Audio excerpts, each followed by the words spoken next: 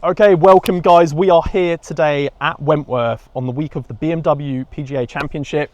Mr. Matt Wallace. How are you? How are you doing? Good, yeah, thanks. It's a home game for you. We've just been talking about that off camera. Yeah. But today we're going to run through your equipment, what you've got in play this week, and kind of what you've been playing throughout the year. So yeah, we'll start with the top end of the bag. Yeah. What have we got as the big stick? Ping, the old school Ping, the Okay. G430, LST. the LST, 10.8. I always put on the actual degree Measured of loft, measured loft.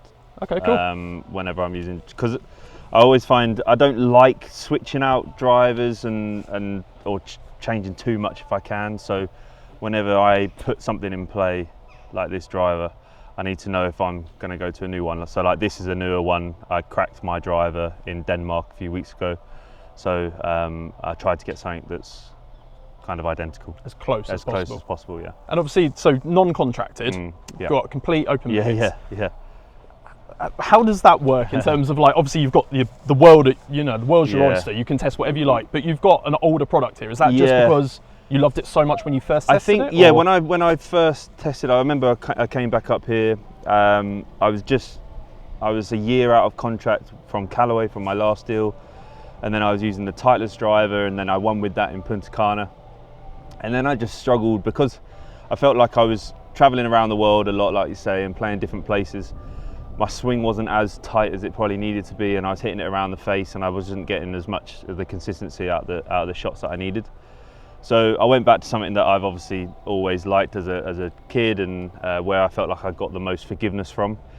And Dom from Ping came up here to Wentworth, and we started hitting this driver. And it's not the fastest driver, I don't believe, but it's the most forgiving for me. Yeah. So I started hitting more fairways, I gained more confidence, and I've stuck with it since. So I've tried the newer model, but the flight and the spin ratios for me are not as tight as this one. So, Cool. yeah. Stuck with that then. Yeah. And you've got the Ventus TR Blue, TR was it? Blue, yeah. So you've kind of got that mid kick point shaft. Is that a shaft that you've played with for a long time, or is Always been in a Ventus Blue, but just like you say, the kick point for me was the part that gave me that launch, and the spin numbers and stuff are way more tight than the old one that I was using. So that was straight in the bag. That was quite easy for me. Awesome. And then we go to 3-wood, is it? No. Okay. This is okay, a mini driver. You're a mini you're driver guy. You're probably seeing a lot of these, but do you know what? This has been, I know you're probably going to have a lot of people say it's been like revelation in their bag and stuff. This genuinely has been one of the best clubs I've probably ever changed to. Okay. Notoriously not a great 3-wood player. Hit it amazing some weeks, and then some weeks it can be, the dispersion would be too big. I'd hit one 280, and then the next one I'd hit it out of the heel and it would be 240. So it's like too wide a dispersion rate. Notoriously been a great driver off the deck guy. So I was like, right, why don't we just try and see the mini driver, because don't have to tee it high off the tee. Always hitting it more towards the bottom, which is on the lower end of the distance, rather than catching it high on the face and it going miles. Yeah. And yeah, I don't know why. I don't know if it's because course setups now that we play, that 280 number is kind of an awkward number off a tee. Okay. This is perfect, and this is the first week I've actually played this golf course with the mini driver, and there's 3 or 4 holes where I'm 10 yards further up, and it's just made the hole that much easier. Okay. So yeah, each week it's been great. So awesome. And so that's a predominantly off the tee club rather than kind of into greens. You very rarely are we hitting a wood into par 5s or anything like that. We have done, and it is great for that, especially if it's a bit windy. And you said you're a good driver off the deck player, and so it's quite an easy move. I prefer to hit this off the deck when I know I'm not going to hit it like high off the toe or anything that's going to rock it. Yeah. It's always going to be that slightly spinnier sort of flight if it's off the bottom. So I quite like that idea to it and that concept. Awesome. Yeah. And you got the Velocor Plus Blue in there as well, so similar profile. Similar profile, obviously the newer shaft. They came to me with this and wanted me to test this, and as soon as I got it, Adrian at TaylorMade was brilliant. Actually dented at the Open in travel, dented the top of the face just in transit, obviously, somehow. So had to switch it straight over, and Adrian did a brilliant job for that. Yeah. Nice. And then I can see we've got a couple of driving irons in the bag. Yeah. You've kind of previously, we've talked about this, but you've kind of been a 7-wood player. Yeah. Switching in and out on done course, both. or? I remember putting the 7-wood in play again.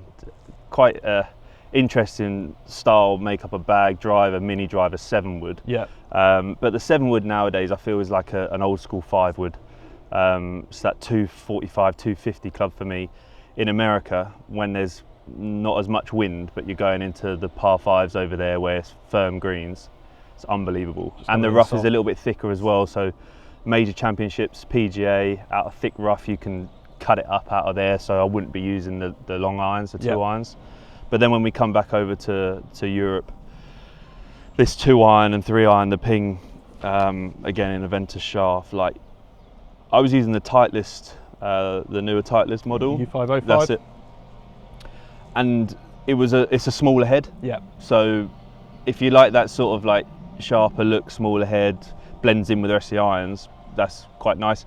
I just struggled to look down at it and go, geez, that ball's looking massive. Got on the 240 and you're if I miss this, I miss this, I'm toast.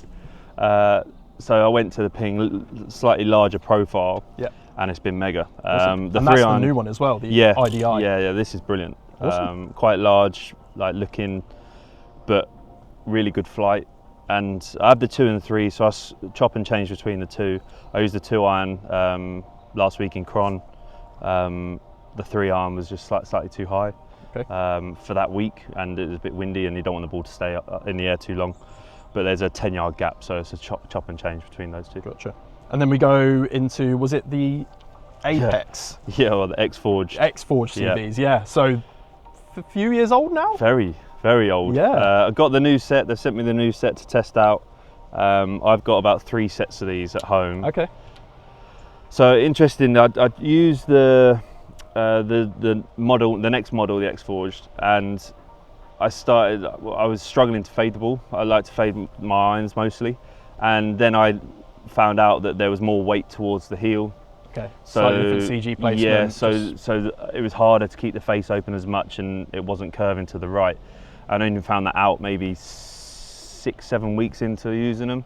So not ideal. No, it wasn't ideal, but I really liked the look of the clubs and they were great.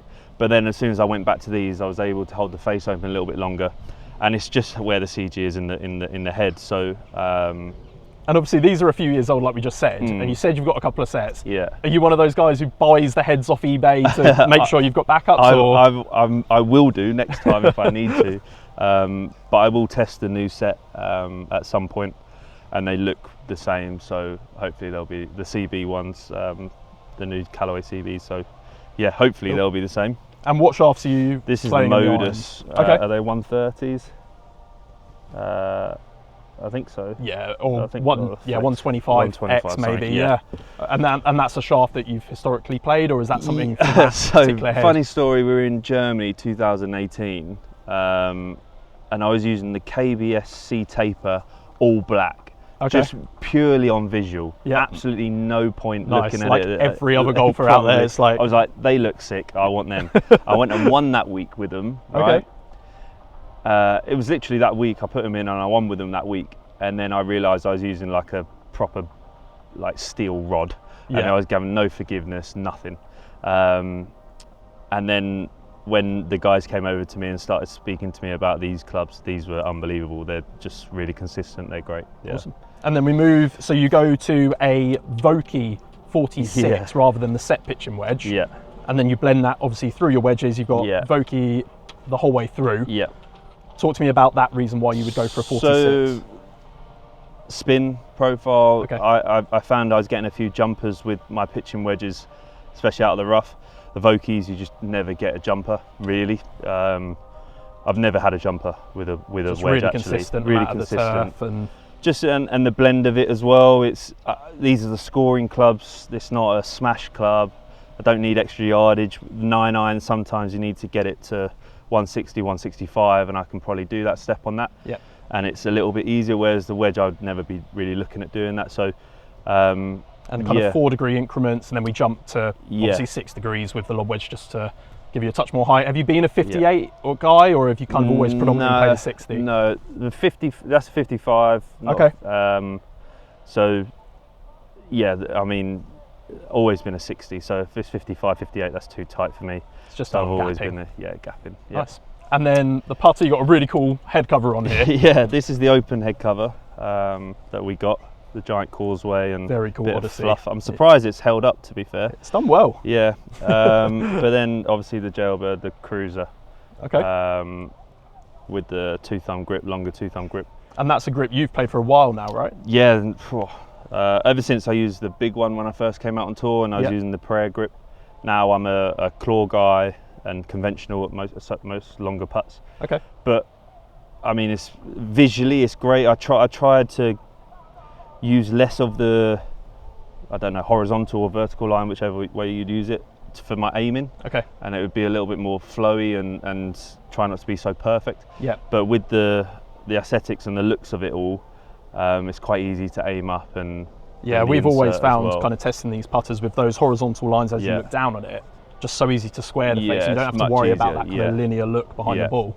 So I get, like everyone probably out there, I get trying to be too perfect with my aiming. Yeah. When actually, that's probably the least of your worries. Like, set up, try and be as close to your line as you want to, and then put a good move on it. So nice. Yeah, that's my my bag. What about golf ball? We'll end on golf ball. Yeah, golf ball. Well, I'm a little bit of a. Well, I don't like changing my clubs basically from week to week. From a sense of I need a new driver if it's not spinning as much or anything. So I started talking to Titleist and I was like, well, I'll just change the ball per week. So if we're somewhere cold and it's not spinning, I'll go to a spinnier ball. If it's hot and my spinnier ball's spinning too much, I'll go to one that's slightly less spin. So then I don't have to change anything. Interesting. So I started doing that maybe 2 years ago, and it's allowed me to be so like stuck in what I've got. What you're using. I'll change the clubs from what I know works for course setup between 7 wood or the irons. But ball, so like at the PGA this year, it was really hot. And just in our longer irons, I was getting no spin with the ball I was using, so I went to a spinnier ball. Yeah.